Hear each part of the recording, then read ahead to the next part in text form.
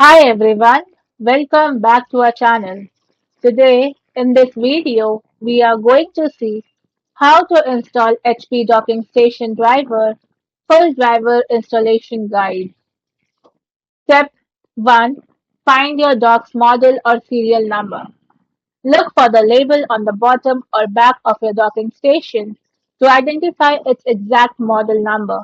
For example, HP USB-C Dock G5. Step 2. Download the driver. Then navigate to HP Customer Support and click Let's identify your product. There enter your dock's serial number or model number. Step 3. Select your operating system. Now ensure the correct Windows or Mac OS version is selected.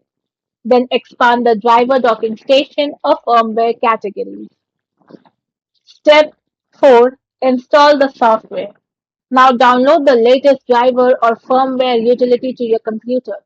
For this, open the downloaded file, usually a .exe file, and simply follow the installation wizard. Step 5. Restart and connect. Once the installation finishes, restart your laptop. Then connect the docking station to your computer using the USB-C or Thunderbolt cable. Thanks for watching, and for more such informative videos, do like, share and subscribe to our channel.